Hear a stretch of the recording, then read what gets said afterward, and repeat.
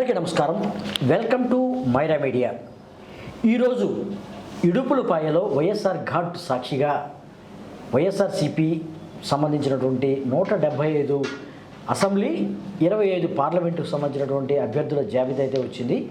ఇది ముఖ్యంగా జగన్ చెప్తున్నారు సామాజిక న్యాయాన్ని సమన్యాయాన్ని పాటిస్తూ ఇచ్చినటువంటి జాబితా అని కూడా చెప్తున్నారు. అంతేకాకుండా గెలుపు గుర్రాలకే ఈసారి అవకాశం ఇచ్చారని కూడా చెప్తున్న పరిస్థితి. ఏంటి నిజంగా సామాజిక న్యాయంలో గెలుపు గుర్రాలు ఎంతవరకు పనిచేస్తాయనే అంశం మీద మనతో మాట్లాడడానికి ప్రముఖ రాజకీయ విశ్లేషకులు, అంతేకాకుండా మరి సమగ్రమైనటువంటి రాజకీయాలలో ఆయన ఆరితేరారు, సీనియర్ జర్నలిస్ట్ అని కూడా చెప్పుకోవచ్చు. మరి కృష్ణరాజు గారు మనతో ఉన్నారు. నమస్కారం కృష్ణరాజు గారు. నమస్తే అండి కొలిసారు. ఈరోజు చూసాము చాలా అనూహ్యమైన పరిణామాలు జరిగినాయని కూడా చెప్పుకోవచ్చు. వైఎస్ఆర్సీపీ జాబితా అయితే రిలీజ్ అయింది. మొత్తంగా టోటల్గా ఇక జాబితాల కోసం ఎదురు చూసే పని లేదు. ఏంటి సామాజిక న్యాయంతో గెలుపు గుర్రాలు ఎంతవరకు సెలెక్ట్ చేసుకోవచ్చు? నిజంగా ఇది అనుకున్న విధంగా జగన్మోహన్ రెడ్డి అనుకున్న విధంగా పనిచేస్తాయి అనుకుంటున్నారా? జగన్మోహన్ రెడ్డి గారి గురించి మీరు ఇంకొక మాట అన్నారు, అనూహ్యంగా అని చెప్పి. నిజంగానే ఆయన వ్యూహాలు అనూహ్యంగా, ప్రత్యర్థులకు ఏమాత్రం అర్థం కాకుండా, ప్రత్యర్థులకు ఏమాత్రం ఆయన అంతుపట్టకుండా అందకుండా కూడా తయారయ్యాడు. ఇప్పటికి జాబితా వచ్చినా కూడా అర్థం కావట్లేదు. తెలియదు. ఆంధ్రప్రదేశ్కి వచ్చేటప్పటికి ఈ ఎన్నికల్లో ఇప్పటి వరకు అన్ని స్థానాలకు అభ్యర్థుల్ని ప్రకటించిన ఏకైక పార్టీ ఈ వైఎస్ఆర్సీపీ పార్టీ అండి.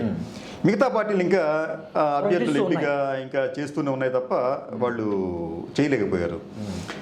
ఈ రోజున ప్రత్యేకత ఏంటంటే గతంలో ఎన్నడూ లేని విధంగా బీసీలకు అగ్రస్థానం వేయటం, రెండోది చదువుకున్న వారికి అంటే విద్యార్థికులకు అగ్రస్థానం ఇవ్వటం, మూడోది ధనికులకు అగ్రవర్ణాలకి వారి ప్రాధాన్యత కాస్త తగ్గించడం. పూర్తిగా తగ్గించారు మనం అనలేదండి, కాస్త తగ్గించారు. అంటే ఈ తగ్గించిన మేరకు బీసీలకు ఇతర వర్గాల వారికి ఆయన సీట్లు పెంచారు.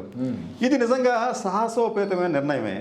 మన డెమోక్రసీ ఎట్లా జరిగిందంటే, ముఖ్యంగా చంద్రబాబు నాయుడు రాజకీయాలు ప్రారంభించిన తర్వాత డబ్బు ఉంటే తప్ప మనం రాజకీయం చేయలేము అనే పరిస్థితి తీసుకెళ్ళాడు ఆయన.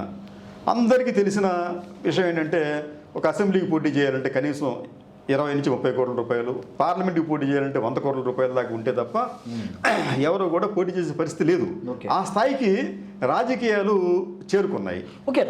కానీ ఇప్పుడు ఏమైందంటే, ఈయన ఈ డబ్బున్న వారి ప్రాధాన్యతను క్రమంగా తగ్గించుకుంటూ బీసీలలో జనరల్గా ఎవరో పెద్దగా కొట్టిస్తే వాళ్ళు ఉండరండి, చాలా తక్కువ మంది ఉంటారు.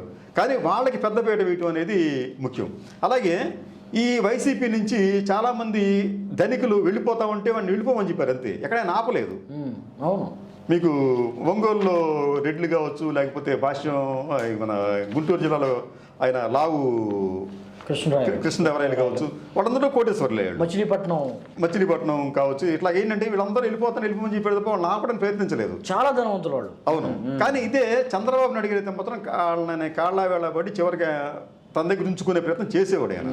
ఇది ఒక అంశం. అయితే బీసీలకి ఈ రోజున ఆయన చేసిన ఒక ఉపకారం ఏంటి, ఇప్పటికే చేసిన ఉపకారం ఏంటంటే, ఒక చట్టం చేసి ఈ నామినేటెడ్ పోస్టులు కావచ్చు, చట్టసభల నుండి పోస్టులు కావచ్చు, వీటిల్లో నేను 50% ఇస్తానని చెప్పి 50% పైన ఇచ్చాడు ఆయన. అంటే బీసీలకి అప్పటికే నిజానికి ఏంటంటే ఇది మీకు క్యాబినెట్లో మీకు ఇంచుమించు 66% పదవులు బీసీలకు ఇచ్చాడు ఆయన. ఇది కాకుండా మిగతా అన్ని కార్పొరేషన్ చైర్మన్లు కావచ్చు, మున్సిపల్ చైర్మన్లు కావచ్చు, వాటిలో అత్యధికం మంది బీసీలకు ఇచ్చాడు ఆయన. అంటే బీసీలకు ఇప్పటికే ఆయన ఒక రకంగా చెప్పాలంటే న్యాయం చేసినట్టే. ఈ వచ్చే ఎన్నికలకు సంబంధించి కూడా ఆయన తీసుకున్న నిర్ణయం, దాదాపు ఇప్పుడు ఈ పార్లమెంటు అసెంబ్లీకి సంబంధించి 200 స్థానాలు ఉంటే ఎగ్జాక్ట్గా దాంట్లో 199 ఈ రోజున ప్రకటించారు, ఒక అనకాపల్లి పార్లమెంట్ తప్ప.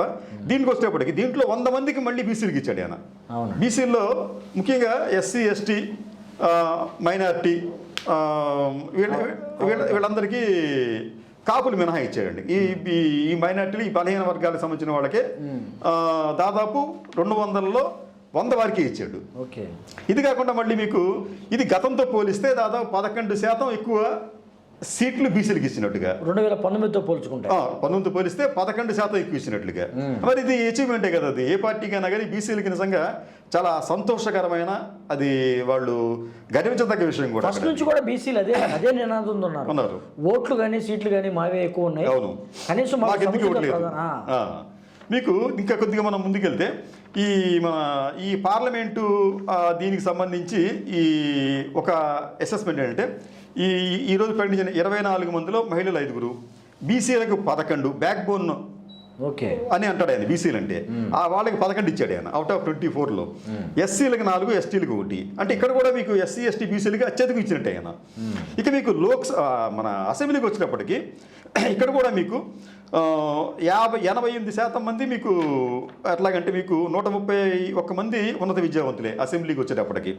వీరిలో 17 మంది వైద్యులు, 15 మంది లాయర్లు, 34 మంది ఇంజనీర్లు, 5 టీచర్లు, 2 సివిల్ సర్వెంట్స్ మాజీ, ఒకరేమో మాజీ సైనిక ఉద్యోగి, ఒకరు జర్నలిస్టు.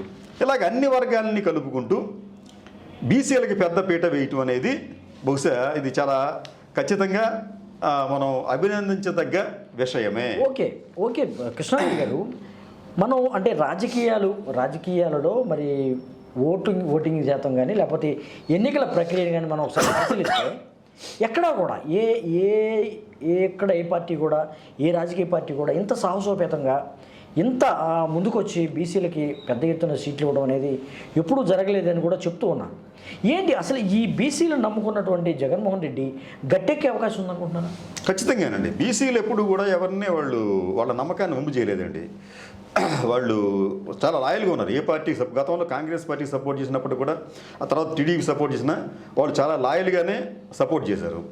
అయితే వారు ఎంత లాయల్గా ఉన్నప్పటికీ కూడా ఆ రాజకీయ పార్టీలు బీసీలకు ఎప్పుడు ద్రోహం చేస్తూనే వచ్చాయి. అది మనం గమనించాలి. కానీ జగన్మోహన్ రెడ్డికి వచ్చేటప్పటికి బీసీలను వెనుకబడిన తరగతులుగా కాకుండా వారు ఒక బ్యాక్ బోన్ క్లాస్గా ఆయన అభివర్ణిస్తూ వారికి మేలు చేసే విషయంలో ఇప్పటికే తనేంటో రుచి చేసుకున్నాడు ఆయన. ఇది పదవుల విషయంలో ఇప్పటికే ఆయన బీసీలకు పూర్తి స్థాయిలో న్యాయం చేశాడు ఆయన. టికెట్ల విషయంలో కూడా న్యాయం చేశాడు. కాబట్టి బీసీల్లో అత్యధికులు ఇప్పుడు ఆయనకు ఎన్నికల్లో మద్దతు ఇచ్చేందుకు అవకాశాలు బాగా కనిపిస్తున్నాయి.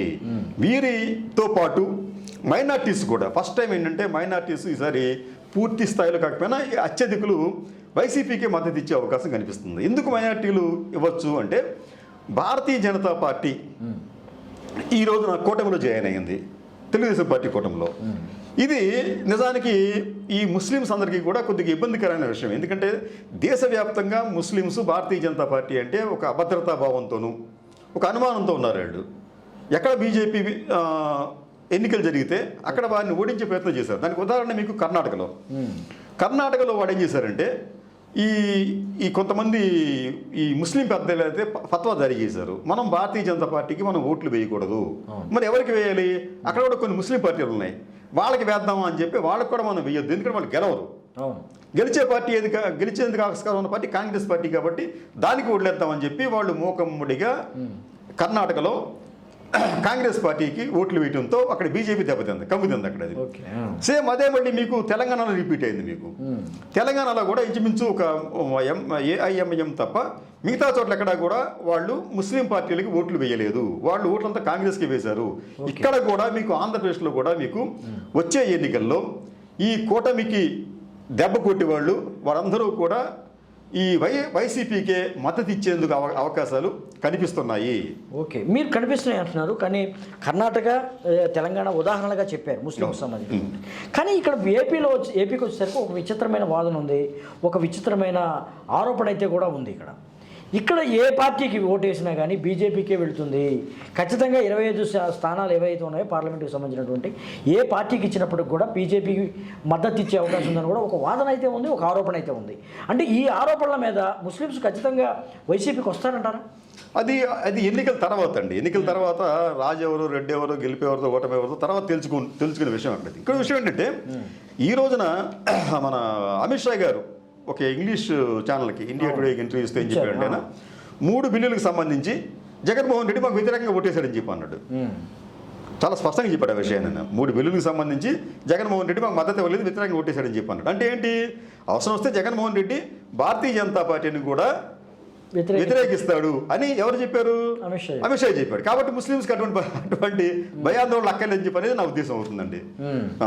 సో అంటే మామూలుగా ఒక మాట అనుకుంటున్నారు, అంటే ప్రతి పార్టీ 25 మన స్థానాల్లో తెలుగుదేశం గెలిచినా కానీ, టీడీపీ గెలిచినా కానీ, లేకపోతే ఇంకా జనసేన, లేకపోతే వైఎస్ఆర్సీపీ ఈ పార్టీలు గెలిచినా కానీ మోడీకే మద్దతు ఇచ్చే అవకాశం ఉందని ఒక వాదన అయితే ఉంది. అయితే ఖచ్చితంగా మీరు అంటున్నారు కాబట్టి అంటే ఓట్ షేరింగ్ అనేది ఎలా ఉండబోతుంది ఏంటి అని అసలు?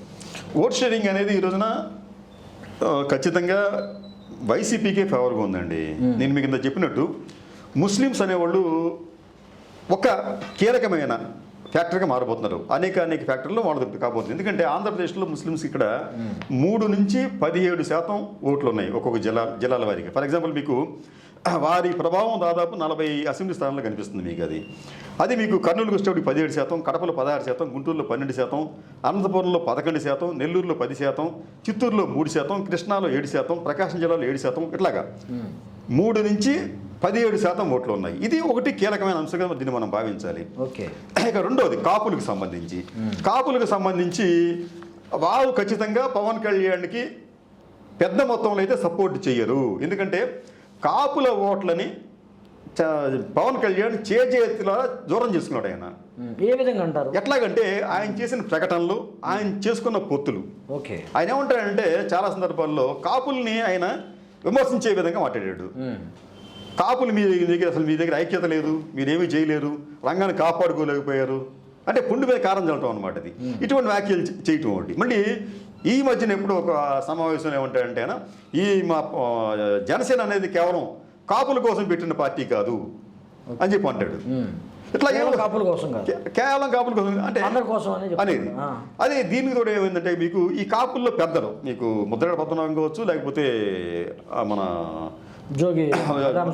రామజోగి గారు కావచ్చు, వారిని కూడా దూరం చేసుకోవటం, వారిని దగ్గర ఉంచుకుంటే బాగుండేది. ఆయన వారిని పూర్తిగా విస్మరించడం అనేది ఈయన చేశాడు, ఎవరు పవన్ కళ్యాణ్. ఫలితంగా కాపుల ఓట్లు అనేవి బాగా చీలిపోయే అవకాశం ఉంది. అది పవన్ కళ్యాణ్ గారికి రావాల్సిన ఓట్లు కూడా ఈ రోజున పోయే ప్రమాదం ఉంది. ఎందుకంటే కాపులకి కమ్మలకి మధ్యన రంగహత్యానంతరం ఒక ప్రచ్ఛన్న యుద్ధం అనేది, ఒక ప్రచ్ఛన్న వాతావరణం అనేది ప్రారంభమైంది అక్కడది. మీరు మనం అవునన్నా కాదన్నప్పటికి కూడా ఈ 2 వర్గాల వారు కూడా సైకలాజికల్గా ఒకరిని ఒకరు ద్వేషించుకునే పరిస్థితి మనసులో అయినా ఉంది. కొన్ని సందర్భాల్లో బయట కూడా వ్యక్తం చేస్తున్నారు వాళ్ళు. కాబట్టి ఏంటంటే ఈ పవన్ కళ్యాణ్ వెళ్ళి ఈ చంద్రబాబు నాయుడు కమ్మ సామాజిక వర్గ పాలకుడు ఆయనతో చెంతు కాబట్టి అనేది చాలా మంది కాపులు జీర్ణించుకోలేకపోతున్నారు. కాబట్టి ఏంటంటే అక్కడ కాపు ఓటు అనేది చీలింది. ఇక్కడ పవన్ కళ్యాణ్ గారి ఒక మెయిన్ నినాదం ఏంటంటే ఈ ఎన్నికల్లో ప్రతిపక్ష ఓటు చీలకూడదు అని చెప్పి అంటాడు. ఆయన ప్రతిపక్ష ఓటు చీలకూడదు అని చెప్పి చీల్చింది మీరే. ఫస్ట్ నుంచి పవన్ కళ్యాణ్ చీల్చాడు అక్కడ. పవన్ కళ్యాణ్ కాపులందరినీ ఒక హోల్డ్లో పెట్టుకుని అయినా కాపులందరినీ మేనేజ్ చేసుకుని ఉంటే మీకు ఓట్లు చీలేయి కాదు ఇక్కడ మీకు. రెండోది ఈయనే చంద్రబాబు నాయుడు గారి తరఫున ఒకళ్ళు తప్పించుకొని బీజేపీ నాయకత్వాన్ని కూటమికి చేసుకుని చేశాడంట. ఫలితంగా అక్కడ ఏమైంది, ఈ ముస్లిం ఓట్లు దెబ్బతిన్నాయి. కాబట్టి అంటే ఇక్కడ 2 చోట్ల మీకు ఓట్లు చీలిపోతున్నాయి. 2 వర్గాల వారు దూరం అయ్యే అవకాశం ఉంది. ఇక చంద్రబాబు నాయుడు వచ్చేటప్పటికి చంద్రబాబు నాయుడు గారి విధానాలు కూడా ఆ పార్టీకి మేలు చేసే విధంగా అయితే కనిపించట్లేదు. ఎందుకంటే చంద్రబాబు నాయుడు గారు అంత మనం అనుకున్నంత పెద్ద గొప్ప నాయకుడు కాదండి ఆయన. మీకు ఇప్పటిదాకా చంద్రబాబు నాయుడు గారి అధ్యక్షతన, తెలుగుదేశం పార్టీ అధ్యక్షతన 5 సార్లు అసెంబ్లీ ఎన్నికలు జరిగితే 2 సార్లు మాత్రమే గెలిచాడు ఆయన. 3 సార్లు ఓడిపోయాడు. అది కాకుండా ఎన్టీ రామారావు గారితో పోలిస్తే చంద్రబాబు నాయుడు గారి హయాం తెలుగుదేశం పార్టీ వచ్చిన తర్వాత దాదాపు 6% పైగానే ఓట్ల బేస్ను కోల్పోయింది. అది అంటే క్రమంగా తగ్గుతుంది. అది 6% ఓట్లు తక్కువేం కాదు మీకు. అది లక్షణం ఉంటుంది. ఎన్టీ రామారావు తర్వాత పోల్చుకుంటే అది ఎన్టీ రామారావు గారి హయాంలో దాదాపు మీకు అది 43% ఉంటే ఈ దగ్గరికి వచ్చేటప్పటికి 38, 37, 36 ఆ స్టేజ్కి పడిపోయింది అక్కడ. అది అంటే ఇక్కడ ఏమవుతుందంటే ఈ విధంగా కూడా చంద్రబాబు నాయుడు గారి హయాంలో పార్టీ బలహీనపడింది. సరైన నాయకత్వం, పార్టీకి సరైన దిశ నిర్దేశం చేయలేని వ్యక్తిగా మారాడు ఆయన. మూడోది లోకేష్ని తీసుకొచ్చి ఇంపోజ్ చేశాడు ఆయన. అది ఆయన ప్రజల నుంచి వచ్చిన నాయకుడు అయితే ఇప్పుడు జగన్మోహన్ రెడ్డి ఉన్నాయండి. జగన్మోహన్ రెడ్డి వైఎస్ రాజశేఖర రెడ్డి కొడుకు అయినప్పటికీ కూడా వైఎస్ రాజశేఖర రెడ్డి చనిపోయిన తర్వాత అతను జీరో అయిపోయాడు. ఆ జీరో స్థాయి నుంచి ప్రజల్లోకి వెళ్ళాడు. వెళ్ళి తనేంటో ప్రూవ్ చేసుకున్నాడు అక్కడ. కానీ ఆ పరిస్థితి ఇక్కడ మీకు లోకేష్కి లేదు. లోకేష్కి ఆ జనం కూడా ఆయన్ని పూర్తిగా నమ్మే పరిస్థితి కూడా కనిపించడం లేదు. కాబట్టి అంటే అదొక లోపం. ఇవన్నీ ఏమవుతున్నాయంటే ఈ కూటమి, ఆయా పార్టీల్లో ఉన్న లోపాలు, ఇవన్నీ కూడా ఏం చేస్తున్నాయంటే వైసీపీకి ప్లస్ పాయింట్లుగా మారుతున్నాయి. ఈ ఓటర్లలో కొంతమంది మళ్ళీ వైసీపీ వైపు మొగ్గు చూపే అవకాశం ఉంటుంది.